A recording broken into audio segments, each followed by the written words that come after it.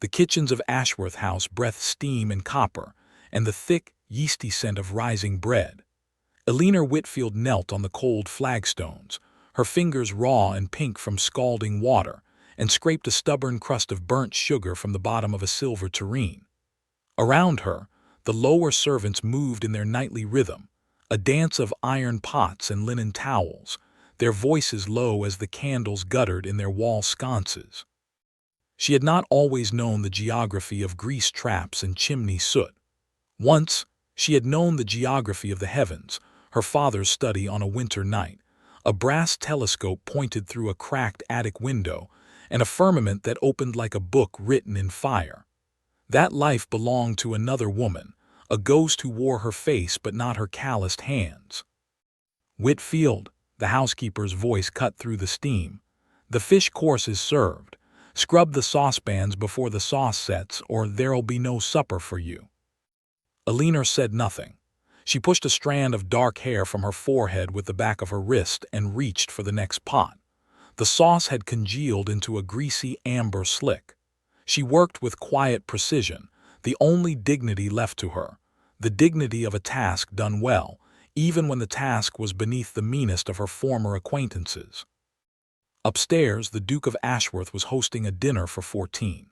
She could hear the occasional swell of laughter through the stone walls, the bright clink of wineglasses, the distant strains of a string quartet. The Duke had inherited his title barely 8 months prior, after his elder brother's sudden death in a riding accident. He was young, unmarried, and by the breathless accounts of the maids, possessed of a face carved by a sculptor with a grudge against ordinary men. Eleanor cared little for such reports. She had learned that handsome men were dangerous, titled men more so, and young dukes with cold tempers were a category of disaster all their own. She had not sought employment in his household. The agency had placed her here after her father's death, when the debtors had seized every stick of furniture, every book, every sheet of paper from their small cottage in Bath. The late Duke had owed her father a pension for his work on the family archives. The debt had died with the old Duke. The new one, the agency informed her, did not recognize outstanding obligations to disgraced scholars. So Eleanor Whitfield, who had read Ptolemy in the original Greek, and once corresponded with the Royal Society about lunar parallax, now scrubbed silver for a man who would not have recognized her intellect if it had struck him across the face. The dinner progressed. Course followed course. Eleanor's hands moved mechanically. The other kitchen girls whispered about the Comte de Vaucluse, a French dignitary visiting London to negotiate a trade treaty. He was, they said, devastatingly elegant, with a scar across his left eyebrow and a voice like warm brandy. Eleanor paid little attention. Her mind drifted, as it often did, to the stars. In her father's final months, when his hands had trembled too badly to adjust the telescope, she had become his eyes. She had charted the movements of Jupiter's moons and catalogued variable stars. Those notebooks, too, were gone now, sold as scrap paper, perhaps, or burning in some creditor's hearth. She was so lost in memory that she nearly missed the soft voice behind her. "Pardon me, mademoiselle." Eleanor turned. A man stood in the kitchen doorway, silhouetted against the dim corridor light. He was tall, dark-haired, with the elegant bearing of a man accustomed to drawing rooms, and the scar that marked his left eyebrow like a comma of pale silk. The Comte de Vaucluse. Eleanor rose and curtsied automatically, her hands dripping soapy water. "Sir, you should not be below stairs." The Comte smiled, not the condescending smile of a peer confronting a servant, but something gentler, more curious. "I followed the smell of bread, a weakness of mine." He glanced at the table beside her, where a small leather-bound book lay open. Eleanor's heart seized. She had been reading during a rare moment of quiet, a volume of Sappho's fragments, translated by a minor Italian scholar, smuggled into the house beneath her apron. The Comte took a step closer, his gaze falling to the page. His eyebrows rose. "You read Greek?" "I know my letters, sir," she said carefully. "Greek letters," he murmured. He read the line aloud, his accent softening the ancient words. Someone, I tell you, will remember us." He looked at her with new eyes. "That is not a verse for scullery maids." "Scullery maids are not a species, sir. They are women with different pasts." The Count's smile deepened. He leaned against the doorframe with the easy intimacy of a man who found the world endlessly interesting. "And what is your past, mademoiselle?" Before she could answer, another voice, cold, precise, and unmistakably ducal, sliced through the kitchen steam. "Vaucluse, you are missed at the table." Elinor looked up. The Duke of Ashworth stood in the corridor beyond the kitchen door. He was taller than the Count, broader in the shoulders, and his face was exactly as the maids had described, sculpted from pale marble, with dark brows and a jaw that looked accustomed to being obeyed. His blue eyes swept over the scene, the Count in conversation with a servant, the book on the table, Elinor with her sleeves rolled to her elbows and her hands pink from hot water. "Ashworth," the Count said lightly, "your household conceals remarkable treasures. This young woman reads Greek." The Duke's gaze flicked to Elinor. She felt it land on her like a weight. There was no curiosity in those eyes, only assessment. He was cataloging her stained apron, her damp collar, her ungloved hands. A servant with a book was either pretentious or neglectful of her duties. Either way, an irritant. "Does she?" the Duke said flatly. "How industrious."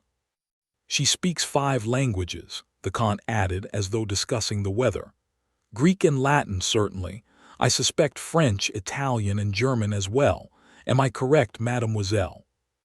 Elinor's chin lifted a fraction. She did not look at the Duke.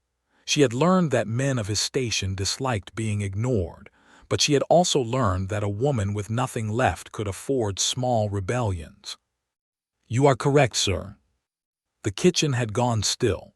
The other servants had withdrawn to the corners, their faces carefully blank.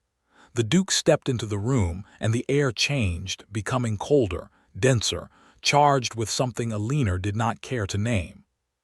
"It appears I have been misusing my staff," the Duke said, his voice silken and sharp. "A woman of your accomplishments should not be scrubbing saucepans. She should be entertaining my guests." The mockery was precise, surgical. Elinor felt it like a needle against her spine. "I have been entertaining no one, your grace," she said quietly. "I have been performing my duties." "Your duties," he repeated. "And what precisely do you imagine those duties to be?" She met his eyes then fully, without flinching. "To restore the silver to its proper condition, to obey the housekeeper, to remain inconspicuous." A pause. "I have failed only in the last." The Count laughed, a bright, delighted sound. "She is a philosopher, Ashworth. You cannot win this exchange." The Duke did not laugh. His jaw tightened, and Elinor saw something flicker in his eyes, not anger exactly, but the irritation of a man who had been made to feel foolish in front of a distinguished guest. She understood at once that she had made an enemy, not through defiance but through competence. In the Duke's world, a servant who could meet his gaze and hold her ground was not a servant at all. She was a problem. "You will finish the washing," the Duke said, each word distinct. "Every dish in this house, every pot, every pan, every silver platter in the sideboard. You will not sleep until it is done." The housekeeper made a small, strangled noise of protest. "Your Grace, the girl has been on her feet since dawn." Then she should have spent her energies on her work rather than on poetry. The Duke turned to the Count. "Shall we return?" The Count hesitated. For a moment, Elinor thought he might object. But he was a diplomat, and a diplomat did not challenge an English duke in his own household over a scullery maid. He inclined his head, gave Elinor a glance that might have been apology or intrigue, and followed the Duke into the corridor. The door swung shut behind them. Elinor stood alone in the kitchen, surrounded by towers of dirty dishes, her Greek verse still open on the table. The other servants avoided her eyes. The housekeeper pressed a slab of coarse bread into her hand with a mutter of sympathy and retreated. She did not weep. Weeping was a luxury she could not afford.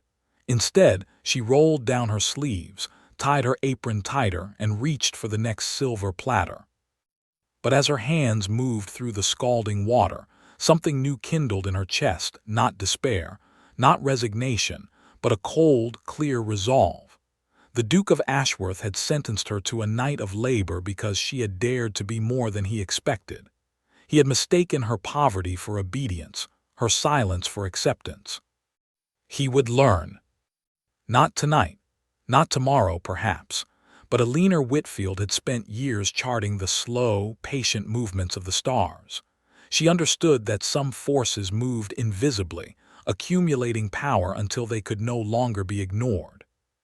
She scrubbed the next dish, and she began to plan. Part 2. Dawn broke over Ashworth House like a pale wound in the eastern sky. Alina finished the last of the silver just as the kitchen clock struck 6. Her hands were blistered beneath the water-softened skin, her shoulders burned, and a deep ache had settled into the small of her back. She had not slept. She had not eaten more than the crust of bread, but the dishes were clean. The housekeeper found her in the scullery, carefully drying a soup tureen with a linen cloth.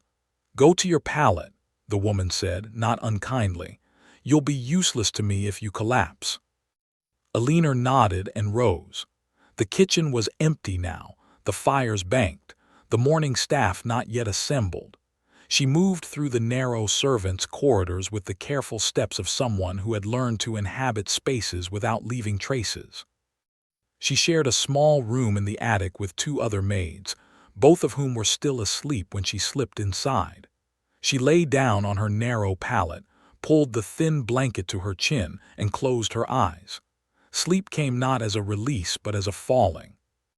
She dreamed of her father's observatory. In the dream, the brass telescope gleamed in the firelight and her father's voice rolled over her like a tide. "Look, Alina, look at the great conjunction, Jupiter and Saturn embracing in the sky. They say such alignments herald the fall of kings. I say they herald the fall of nothing. The stars do not govern us. They only mark the time."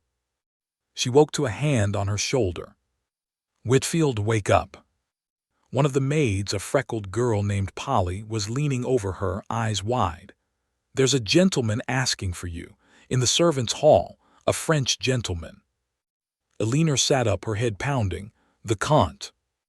"I don't know his name. He's very grand. And he's asking for you by name. Mrs. Grant is in a state."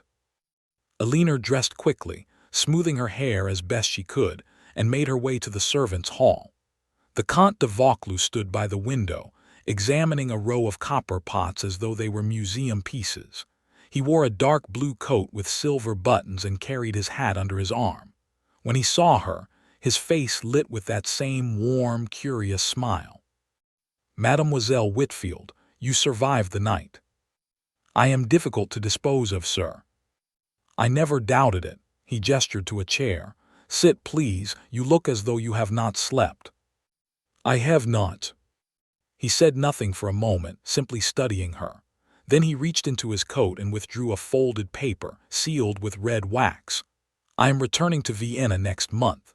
The Imperial Court requires a translator for their astronomical archives. The documents are in Greek, Latin, and several modern languages. The position pays well, more than you could earn in a lifetime of kitchens, and it would remove you from this house." Alina stared at the letter. Her heart beat hard against her ribs. Vienna, archives, stars. It was escape, not merely from servitude but from England, from the weight of her father's ruined name. She could become someone else, a scholar, a working woman, a woman of use. "Why would you offer this?" she asked quietly. "Because I watched a woman scrub silver until her hands bled, and I recognized the look in her eyes." The Count's voice was gentle. "It was the look of a scholar who has been denied her work. I have seen that look before, mademoiselle. It breaks something in a person if left too long." She reached for the letter, but before her fingers touched it, another voice spoke from the doorway. "How touching!" Alina's hand froze. The Count turned. The Duke stood in the doorway of the servants' hall, dressed for riding, his dark coat severe against the pale light of morning. He looked from the letter to the Count to Alina, and something hard and unreadable settled into his jaw. "Vaucluse," he said, "I was not aware you had formed an attachment to my kitchen staff." The Count did not flinch. "I have formed an attachment to excellence, Ashworth, wherever it may be found." The Duke's gaze cut to Alina. "You have a suitor, it seems. A servant who reads Greek and charms foreign dignitaries. How enterprising." Alina rose slowly. "The Count has offered me employment, your grace. Nothing more. I have not accepted." "But you will." It was not a question. He stepped into the room and the air tightened around him. "You will leave my household for a position in Vienna, and you will go with my blessing. I have no need of servants who attract complications." Alina met his eyes. The fatigue in her bones made her reckless, or perhaps it made her brave. "The complications, your grace, exist only in your perception. I have done nothing but my work." "Your work," he repeated, the same mocking phrase from the night before. "And what work is that precisely? Scouring pots, reciting Homer, seducing ambassadors." The Count moved to speak, but Alina raised a hand. She did not know where the gesture came from, but it silenced him. "You believe that because I am poor I must be grasping, because I am silent I must be scheming, because I am a woman I must be less than what I am." Her voice shook, but she did not lower her gaze. "I am none of those things, and I will not defend myself to a man who has already decided my character." She turned to the Count. "Thank you for your offer. I will consider it." Then she walked past the Duke, close enough to catch the scent of leather and cold air, and did not look back. She had almost reached the servants' stairs when she heard it, a sharp, startled exclamation from the corridor above. She looked up. An elderly woman stood at the top of the stairs, leaning on an ebony cane, her silver hair piled high beneath a lace cap. Lady Margaret Ashworth, the Duke's great-aunt, known throughout the family as a recluse and a scholar. She was staring at Alina. "You," she said, her voice reedy with age. "You were the one reading in the kitchen last night." Alina's stomach dropped. Lady Margaret had not been at the dinner. She rarely left her rooms, but apparently she had seen more than anyone realized. "I was reading, my lady. I apologize if I neglected my duties." "Neglected your duties?" Lady Margaret gave a short, breathy laugh. "Child, I have not heard Greek spoken in this house since my brother died. Come with me." Alina hesitated, glancing back toward the servants' hall. The Duke had not emerged.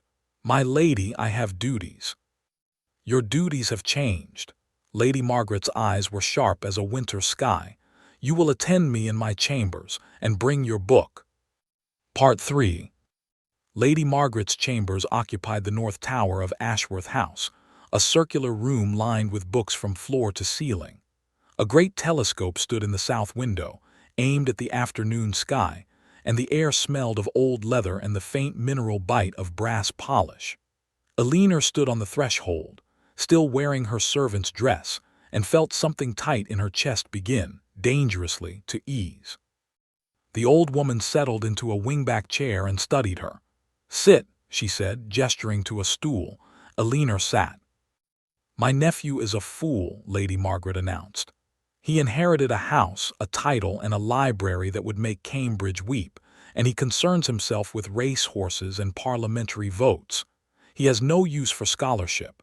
He has no use for minds. And yet here you are, a scholar disguised as a scullery maid, reading Greek in his kitchen." "I am not a scholar," Alina said quietly. "I am the daughter of one." "Your father?" "David Whitfield." Lady Margaret went very still. She set down her cane with a small, precise click. "David Whitfield," she repeated. "The astronomer. He compiled the Ashworth celestial charts before he was accused of theft and dismissed." Her faded eyes moved over Alina's face. "You are his daughter." "I am." The old woman's hand moved to her throat where a locket hung. "I knew your father," she said. "He was the finest astronomer this family ever employed. My late husband, the Duke's grandfather, considered him a friend." She paused. "The accusation was a lie. I knew it then. I know it now." Alina's breath caught. In all the years since her father's disgrace, no one had said those words. Not one. The creditors had not cared, the neighbors had not listened, the world had simply turned away.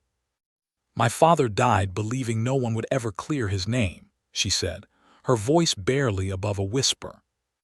"Then we shall clear it." Lady Margaret leaned forward, and for a moment she was not an old woman but a force. "Your father was accused of stealing a manuscript from the family archive, a celestial atlas said to be worth a fortune. The theft was never proven. He was dismissed without pension, without reference, without a hearing. And the man who accused him was my own nephew by marriage, Reginald Vane." Eleanor's hands clenched in her lap. The name was a thorn in her memory.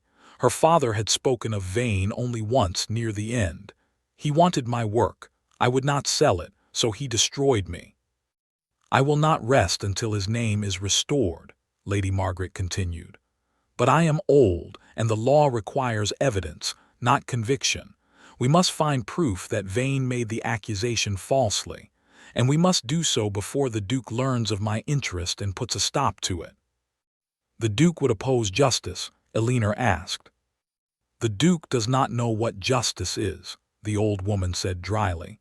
"He has spent 8 months trying to escape his brother's shadow. He has no patience for old scandals. He would rather the past remained buried." As if summoned by the words, footsteps echoed on the tower stairs. The door swung open, and the Duke of Ashworth strode in, his riding coat still damp with morning dew. He stopped when he saw Eleanor. "Aunt Margaret, you have a guest." "I have a new companion," Lady Margaret said smoothly. "Miss Whitfield will attend me from now on. I require assistance with my correspondence, and she is fluent in 5 languages." The Duke's eyes narrowed. "She is a scullery maid." "She is whatever I require her to be," the old woman said, "unless you wish to contradict me in my own chambers." A long silence. Eleanor did not move. The Duke's gaze traveled over her, the rough wool dress, the hands still marked from the dishwater, the steady set of her chin. He did not believe her, she saw. He saw a servant who had manipulated his aunt, but he would not defy the old woman openly. "Very well," he said at last.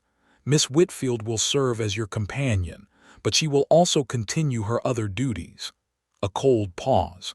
"I will not have a servant elevated beyond her station on the strength of a few languages and a talent for flattery." Eleanor lifted her chin. "I have never flattered anyone, Your Grace." "Then perhaps you should learn. It is a useful skill for those in service." He turned and left. Lady Margaret sighed. "My nephew has all the charm of a wet Sunday." She looked at Eleanor. "Do not let him win. He is not wicked, only wounded. His brother's death left him with a title he did not want and a guilt he cannot name. He bites because he is afraid." "He is not afraid of me," Eleanor said. "He is afraid of everything he cannot control," Lady Margaret replied. "And you, my dear, are not controllable." That night, Eleanor sat by the tower window with a stack of astronomical charts spread before her. She had not realized how much she missed the work until her fingers touched the paper. She traced the delicate lines of star positions, the neat numerals marking declinations and right ascensions. It was like breathing after being underwater for months. A knock on the door made her start. Polly, the freckled maid, slipped inside. "The Duke requests your presence in the breakfast room," she whispered. "He said immediately. He said you were to come alone." Eleanor's heart quickened. "Did he say why?" "No, but he looked furious." She rose and followed Polly down the winding stairs, through the servants' passages and into the main house. The breakfast room was empty of food, though the sideboard gleamed with silver and crystal. The Duke stood by the window, his back to the door. "Close the door," he said. Eleanor did, then she waited. He turned. In the gray morning light he looked younger, almost boyish, but the set of his mouth was hard. "My aunt tells me you speak 5 languages," he said. "I wish to hear them." "I beg your pardon." "Speak to me in Greek, Latin, French, Italian, German, whatever languages you claim." He folded his arms. "If you are a fraud, I will know it, and you will leave this house before the week is out." Alina regarded him. He was not a cruel man, she decided. He was a man who could not imagine a servant being more intelligent than himself. She could have humiliated him. She could have recited the opening of the Iliad, the Aeneid, a French poem, an Italian sonnet, a German hymn, all with perfect pronunciation and fluid ease. She could have watched his face crumble. Instead, she said, in Latin, "Sio me nihil sire, I know that I know nothing." In Greek, gamma nu letter 1 ff6 theta iota sigma epsilon alpha epsilon tau omicron nu, know thyself. In French, le vrai courage est de savoir souffrir sans se plaindre. True courage is to suffer without complaint. In Italian, la speranza è grave è l'ultima a morire. Hope is the last to die. In German, die Sterne lügen nicht. The stars do not lie. She paused, her eyes on his. "I speak 5 languages, your grace, but what I choose to say in them is my own affair." The Duke said nothing. He simply stood there, his arms folded, his blue eyes unreadable. But something in his face had changed, a crack in the marble, a flicker of uncertainty. "Your father," he said at last, his voice lower. "He was David Whitfield, the astronomer, the man who stole from my family." Alina's whole body went cold. "The man who was accused," she corrected, her voice steady, "not the man who stole." The Duke studied her for a long moment. Then, to her astonishment, he crossed to the sideboard and poured a cup of tea. He placed it on the table and gestured for her to sit. "Tell me," he said, "what you know."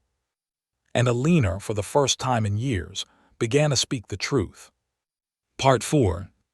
The drawing-room of Lady Margaret's tower had become, in the weeks that followed, something like a sanctuary. Alina spent her mornings with the old woman, reading astronomical treatises and checking star charts. Her afternoons were still occupied by household tasks, but the Duke had not mentioned her other duties again. He had also, conspicuously, not mentioned the breakfast-room conversation. But he had listened. That much she knew. He had listened without interruption as she told him about her father's work, the atlas, the accusation, the slow decay of a brilliant mind under the weight of public shame. And then he had done nothing. That was the Duke's way, she was learning. He gathered information and held it close, like a card player hoarding trumps. The season was beginning in London, and Ashworth House was swept into the usual frenzy of preparations. The Duke would host a ball at the end of the month. Lady Margaret, who rarely attended such events, announced that she would attend this one with Alina as her companion. The Duke, when informed, had said only, "She will be noticed." "Good," Lady Margaret had replied. "It is past time someone noticed her." Alina was not certain she agreed. Being noticed had never brought her anything but trouble. She was assisting Lady Margaret with her correspondence when the housekeeper brought in the morning papers. The old woman read the gossip columns with the grim diligence of a general reviewing enemy positions. She had reached the 3rd page when she made a small, sharp sound. "Here it is," she said. "The Harrowby cat has unsheathed her claws." Alina looked up. Harrowby. Lady Harrowby, the Duke's former almost fiancée. "She has been nursing her disappointment since my nephew failed to propose last season." Lady Margaret read aloud. "A certain ducal household has recently acquired a servant of uncommon linguistic ability. One wonders why the Duke of A prefers his staff to speak 5 languages when his acquaintances struggle with one." She lowered the paper. "She is mocking him, and she has somehow learned of you." Alina felt the blood drain from her face. How? These things have a way of seeping out. A servant tells a servant, a footman tells a lady's maid tells her mistress. Lady Margaret folded the paper. "We must decide how to respond." "I could leave," Alina said quietly. "Nonsense. You will attend the ball with me and you will be brilliant. Let them mock. Brilliance is the best revenge." The old woman paused. "But you should know that my nephew is not taking this well. He was in a foul mood at breakfast. I believe he has gone to his club to escape the house." She was right. The Duke had gone to his club, white, to escape the whispers. He sat in the leather-scented silence of the reading room, a glass of brandy untouched at his elbow, and stared at the newspaper. The item about a certain ducal household seemed to burn through the paper. He knew who had planted it. Lavinia Harrowby had been a mistake from the beginning, a beautiful, ambitious woman who had mistaken his attention for intention. When he had ended the connection, she had not wept or pleaded. She had simply looked at him with those cold green eyes and said, "You will regret this." He had not regretted it until now. The worst part was that the mockery was not entirely undeserved. He had been a fool in the kitchen that night. He had punished a woman for the crime of being more intelligent than he expected. And when she had looked at him in the breakfast room and spoken 5 languages with the quiet dignity of a queen, he had felt something crack open inside him, something he did not want to name. He was still staring at the paper when a voice said, "Ashworth, fancy seeing you here." He looked up. A young man with sandy hair and a pleasant, open face had approached his chair. Edward Finch, a baronet's son and a perpetual fixture at society events. "Finch," the Duke said shortly. Finch sat down without invitation. "I've been hearing the strangest rumor," he said, "about your household, something about a servant who speaks 5 languages and reads Greek. Is it true?" "It is none of your concern." "So it is true," Finch grinned. "I knew it. Lady Harrowby is spreading it all over town, of course. She's also saying you made the poor girl wash dishes until dawn, that you humiliated her publicly." The Duke set down his glass. "I did," he said quietly, "and I regret it." Finch's smile faded. "Well," he said, "that's something at least." He leaned back. "For what it's worth, I hear the girl is to attend your ball with Lady Margaret. That will set tongues wagging." "I am aware." "Then perhaps you should do something about it." Finch's eyes were serious now. "Not to protect yourself, but to protect her. Society is not kind to women who rise too quickly. They will tear her apart." The Duke said nothing, but Finch's words lodged in his mind like splinters. That evening he returned to Ashworth House and sent for Alina. She came to the library, where he stood by the fire, and waited with that maddening composure of hers. "I have been to London," he said. "I heard the gossip." "I expected it," she said. "Did you?" He turned to face her. "Lady Harrowby will not stop with newspaper items. She will find ways to humiliate you at the ball. She will ask you to prove yourself in public, and if you fail, she will dine on your ruin." "I am aware of Lady Harrowby's methods," Alina said. "I am not afraid." He stepped closer. "You should be. You have no idea what these people are capable of." She met his eyes. "I have been a servant in a great house, Your Grace. I know exactly what people are capable of." She paused. "The question is whether you intend to stand with me or against me." The fire crackled. The Duke stared at her, at this woman in a faded wool dress who dared to challenge him in his own house, who had not flinched when he punished her, who had not wept when he humiliated her. She was infuriating. She was magnificent. He did not say that. Instead, he said, "I have a proposal." She raised an eyebrow. "The Royal Observatory is hosting an exhibition of astronomical instruments next week," he said. "I have been invited to attend as a patron. I wish you to accompany me, as Lady Margaret's companion, of course. It will give you an opportunity to associate with scholars, and it will give me an opportunity to learn more about the manuscript Vane accused your father of stealing." Alina's heart turned over. The Royal Observatory, the instruments, the scholars. It was a world she had dreamed of, a world she had been barred from by her father's disgrace and her own poverty. "Why would you do this?" she asked. The Duke hesitated. Then, in a voice so low she barely heard it, "Because I have not been able to stop thinking about the night I sent you to wash dishes, and I do not wish to be that man again." The words hung between them. Alina did not soften, but something in her chest, hard, guarded, scarred, shifted just slightly. "Very well," she said, "I will accompany you." Neither of them moved. The firelight played over their faces, and somewhere in the house, a door slammed, a footman called out, and the ordinary life of Ashworth House went on, as if the world had not just tilted on its axis. Part 5. The Royal Observatory at Greenwich stood on a hill like a stone sentinel, its white domes catching the weak afternoon light. Eleanor walked beside the Duke and Lady Margaret, her heart beating so hard she could hear it in her ears. She had never been here. Her father had spoken of it with reverence, as a pilgrim speaks of a shrine. The exhibition was crowded with scholars, patrons, and curious members of the ton. Eleanor recognized faces from the society papers, viscounts with scientific pretensions, countesses who collected astrolabes, young men from Oxford eager to demonstrate their learning. She did not belong here, and yet she did. The stars did not care about titles. The Duke introduced her as Miss Whitfield, my aunt's companion. Lady Margaret, leaning on her cane, added, "A most accomplished scholar." The women's eyes flickered over Eleanor with curiosity and suspicion. The men's eyes flickered over her with something else entirely. Then a voice cut through the crowd. "Well, well, the dishwashing scholar herself." Eleanor turned. A tall, dark-haired man approached, his smile as polished as his boots. He was handsome in a sharp, angular way, but his eyes were cold, the eyes of a man who collected weaknesses. Reginald Vane. The Duke stiffened. "Vane." "Cousin," Vane inclined his head.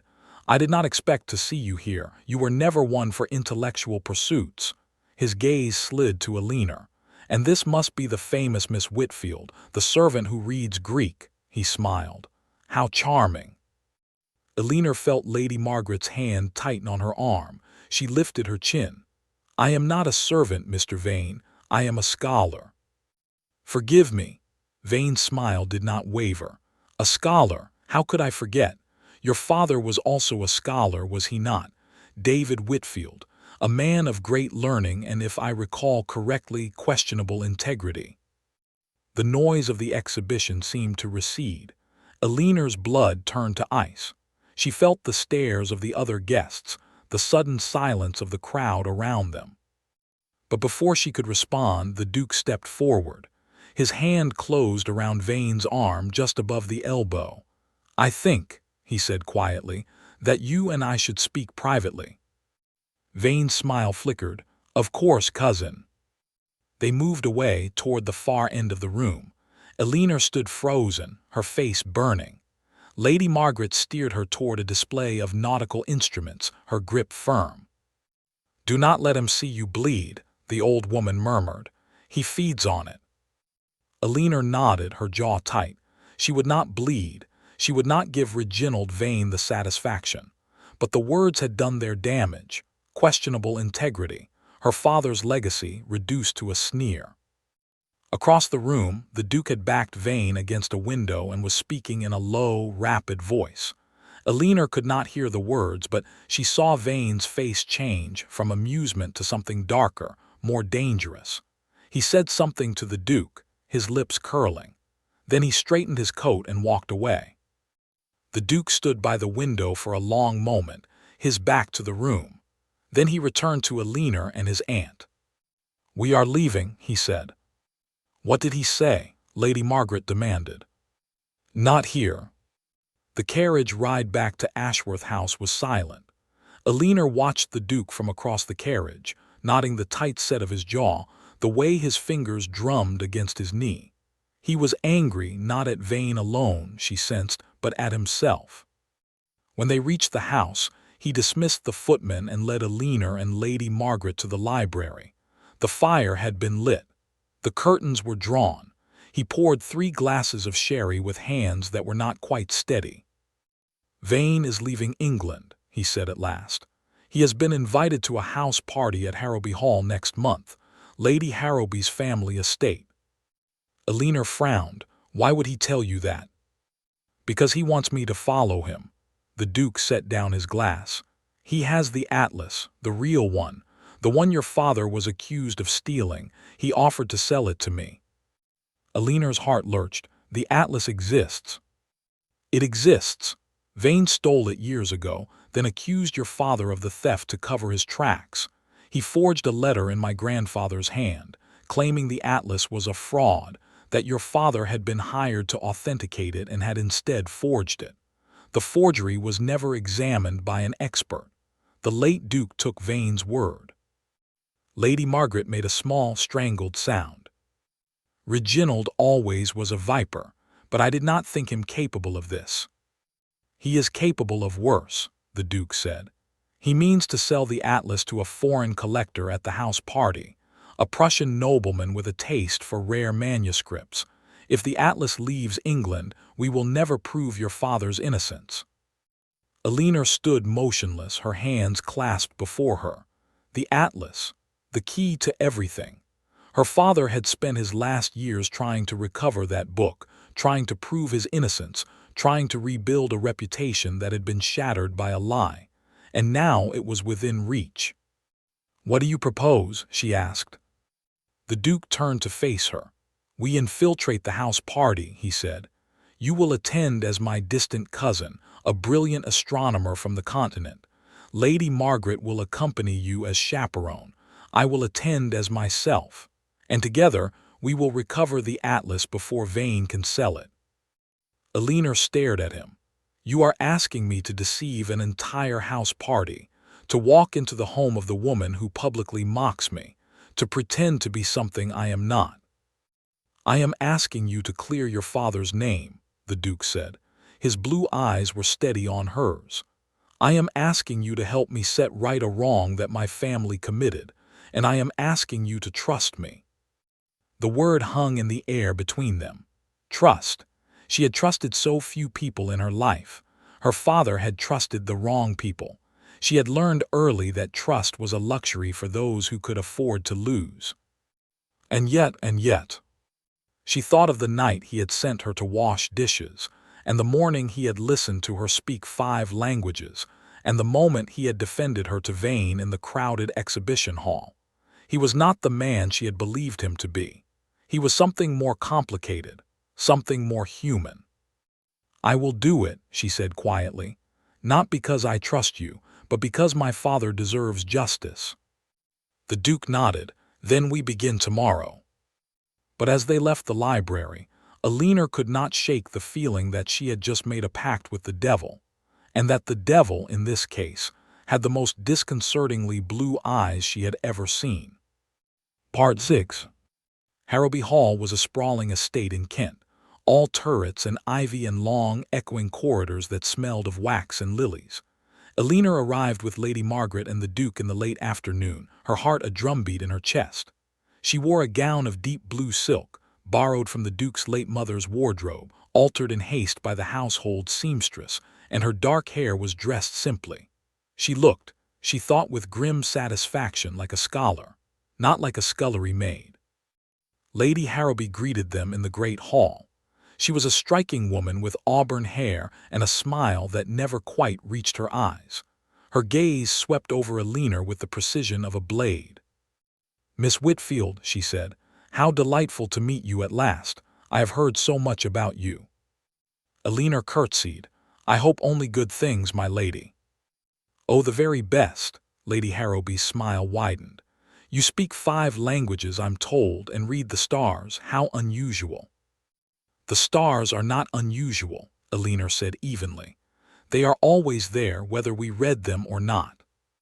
A flicker of something, annoyance, perhaps, crossed Lady Harrowby's face. Then she turned to the Duke and linked her arm through his, and Elinor was dismissed.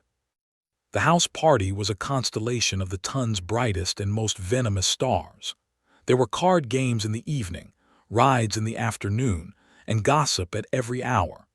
Elinor kept to Lady Margaret's side, playing the role of companion and scholar, speaking when spoken to, and never rising to the bait that Lady Harrowby scattered like poisoned crumbs.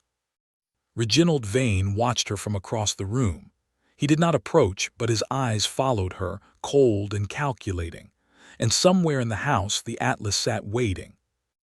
The Duke, meanwhile, moved through the party with practiced ease, charming the gentlemen, deflecting the ladies, and gathering information. He learned that the Prussian collector would arrive on the third evening, that the sale would take place in the library, that Vane had arranged for a private meeting at midnight.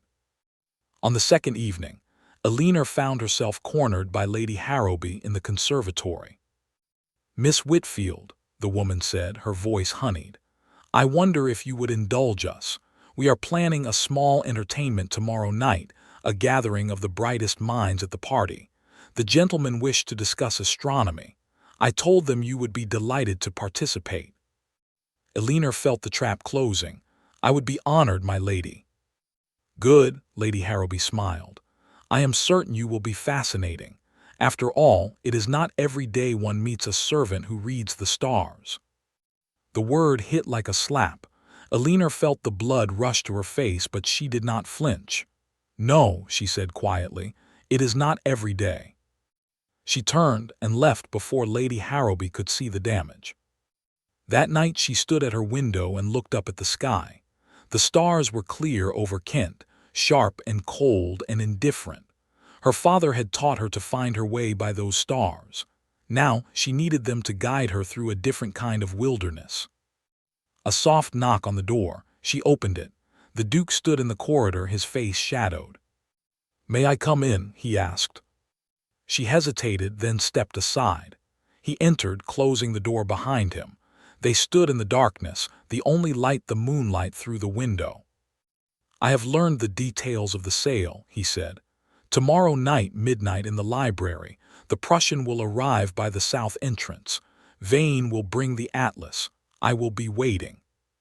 And if Vane has guards, he will not expect me. He believes I have come for the house party, not for him." Eleanor turned to the window. "And what of Lady Harrowby's entertainment? She means to humiliate me before the entire party. She will demand that I prove my knowledge. She will bait me. She will try to make me look like a fraud." The Duke was silent for a moment. Then he said, "You are not a fraud. You are the most intelligent woman I have ever met. And tomorrow, when she tries to tear you down, you will simply be yourself. That will be enough." Eleanor looked at him. In the moonlight, his face was all sharp planes and shadows, but his eyes were soft. Not the cold, arrogant Duke who had sentenced her to a night of dishwashing. A different man. A man who had listened and learned and changed. "Why are you doing this?" she asked. "Why are you helping me?" He stepped closer. "Because I cannot stop thinking about you," he said. "Because every time I close my eyes, I see you in that kitchen, and I feel the weight of what I did. Because you deserve better than I gave you." She said nothing. The air between them was charged, thick with unspoken words. Then he reached into his coat and withdrew a small object, a pendant, silver and worn. "This belonged to my mother," he said. "She gave it to me when I was a boy, a compass, to help me find my way." He held it out to her. "I want you to have it, for tomorrow, so you will know that someone is thinking of you." Eleanor stared at the pendant. Her fingers trembled as she took it. "I do not know what to say." "Say nothing." His hand brushed hers, warm and steady. "Just be brilliant and come home." He left as quietly as he had come, and Eleanor stood alone in the moonlight, the compass cool against her palm, and wished she could believe that this would end well. Part 7. The entertainment was held in the great hall, beneath a ceiling painted with gods and stars. The ladies and gentlemen of the party gathered in a wide circle, their faces bright with anticipation. Lady Harrowby stood at the center, her smile glittering. "Ladies and gentlemen," she announced, "we are honored tonight by the presence of Miss Whitfield, a scholar of the stars. She has graciously agreed to share her wisdom with us." Her eyes found Eleanor. "Miss Whitfield, perhaps you would begin by explaining to us the nature of the heavens, in Greek if you please, since you are so fluent." A titter ran through the room. Eleanor stood slowly. Her heart was pounding, but her hands were steady. The compass hung on a chain around her neck, hidden beneath her gown. She could feel it against her skin, a small, cold comfort. She looked at Lady Harrowby, then at the Duke, who stood at the edge of the circle, his face pale and set. Then at Vane, who watched with a smile that did not meet his eyes. And then she spoke. She spoke of the heavens in Greek, a passage from Plato's Timaeus, her voice carrying through the great hall like a bell. Then she translated it into Latin, then French, then Italian, then German, then English. The room had fallen utterly silent. The stars, she concluded, are not omens, they are not portents. They are matter moving according to law, but they are also a reminder that we are small and yet we see. We are brief and yet we wonder, and that wonder is the beginning of all knowledge. She finished, the silence stretched, then from the back of the room a single voice began to applaud. It was Lady Margaret. The applause spread slowly, then swelled. Eleanor stood in the center of it, her chin high, her eyes bright. She had not humiliated anyone. She had simply been herself, and it had been enough. Lady Harrowby's face was white with rage. She stepped forward, her voice cutting through the applause. "How charming," she said. "But perhaps you can tell us, Miss Whitfield, how a scullery maid came to know such things. Was it your father, the thief, who taught you?" The word fell like a stone into still water. The applause died. Eleanor felt the room turn against her, felt the weight of every stare. She opened her mouth to respond, but before she could speak, the Duke stepped forward. "That is enough," he said, his voice carrying the full authority of his title. "You will not speak of Miss Whitfield's father in that manner, not in my presence." Lady Harrowby laughed, a brittle, furious sound. "You defend her, the servant, the fraud."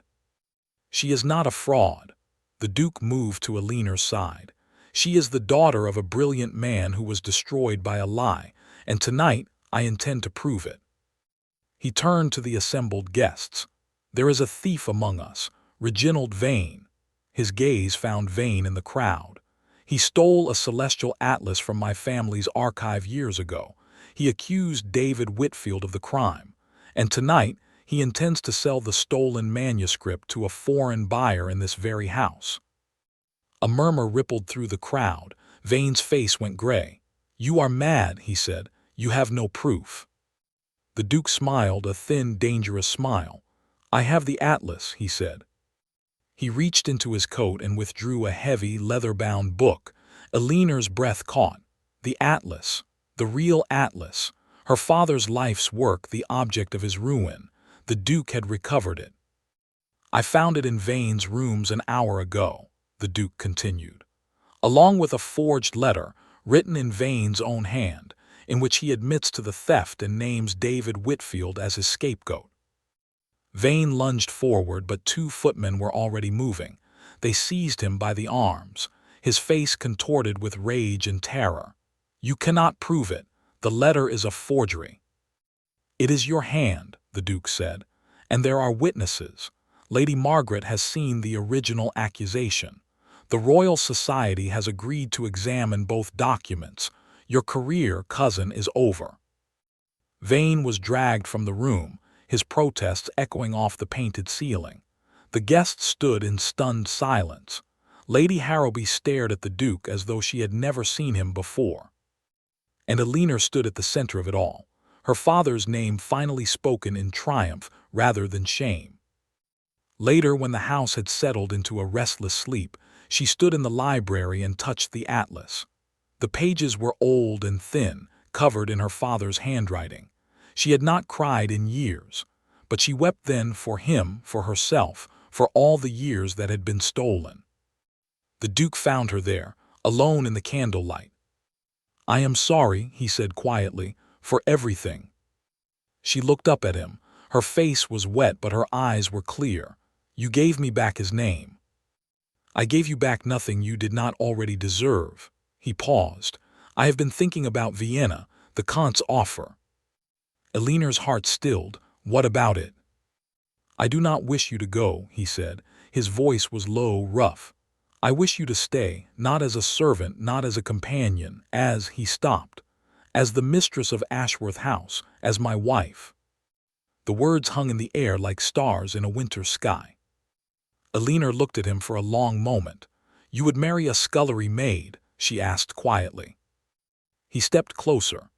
I would marry the woman who scrubbed my silver until her hands bled and never begged for mercy. The woman who speaks 5 languages and reads the stars. The woman who walked through every humiliation and never broke. He took her hands. I am asking you to share my life, Alina, to share my house, my title, my name, but more than that, to share the work, the observatory, the archives, the stars. She looked down at their hands. His were warm, steady.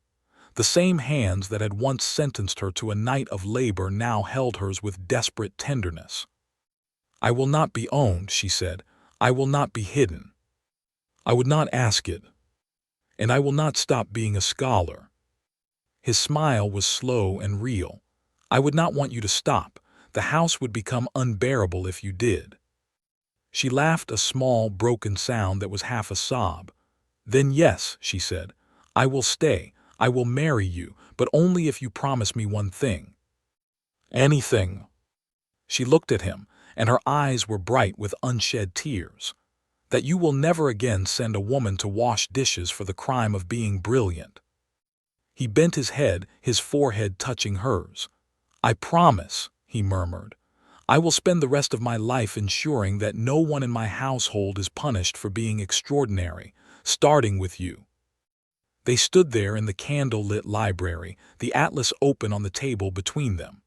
Outside, the stars burned cold and eternal. Inside, 2 people who had been enemies, then allies, then something more, finally closed the distance.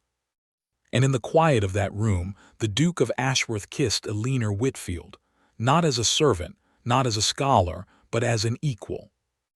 The stars watched, they did not judge, they only marked the time. The marriage took place in the village church, with Lady Margaret as the only family witness, and the Comte de Vaucluse, who had returned from Vienna for the occasion, seated in the front pew with a smile of genuine delight. Alina wore white, but not the white of submission, the white of a new beginning. The Duke watched her walk down the aisle with a look of such naked wonder that even the rector, who had known him since boyhood, was surprised. Afterward, at Ashworth House, the servants gathered in the great hall to toast the new Duchess. Polly, the freckled maid, wept openly. The housekeeper, who had once ordered Alina to scrub saucepans, curtsied with genuine reverence.